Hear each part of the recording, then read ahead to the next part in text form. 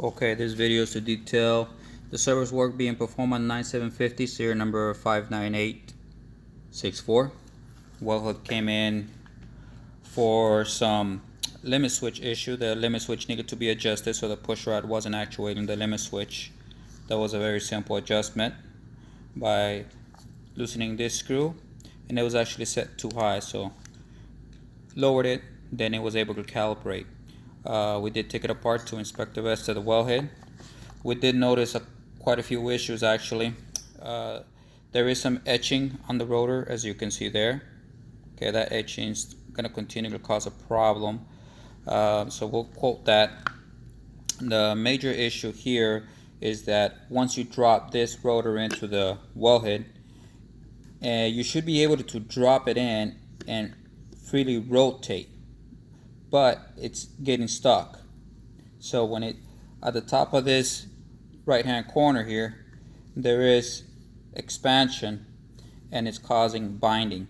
Now it will continue to run when you put it on the power supply, but it's actually putting additional strain on the motor, the gears, everything else. And that's also the reason why you have this. The insulator is completely cracked, goes all the way through.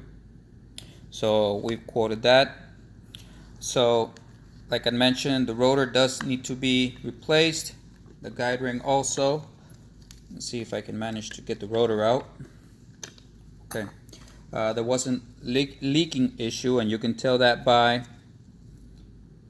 the green marks right there. The wellhead had obviously overheated at some point. You can see the remnants of the hose, the red hose, because when it was taken off, some parts remain on the ground strap. It's always good to have this ground strap fully silvered, just to make sure you have good conductivity, but obviously there's leaking here, so we quoted that. The pinion gear, okay, is pretty worn out, and you can see the teeth, how badly worn they are there.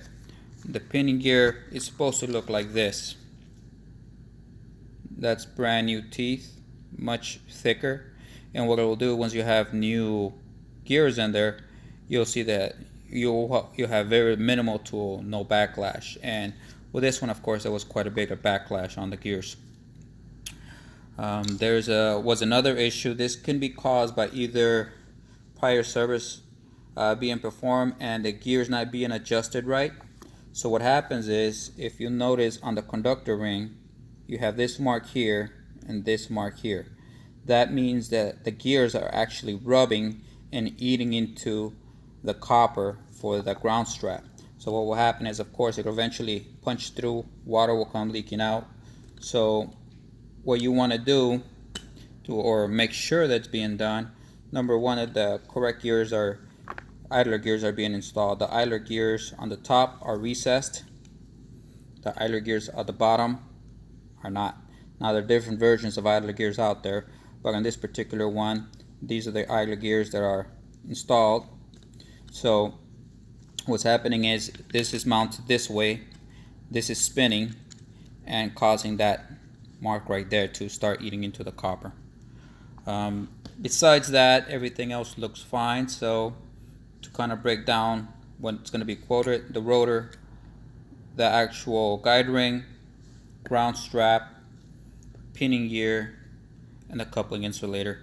All the other gears are fine, they just need to be cleaned up and it'll be ready to go.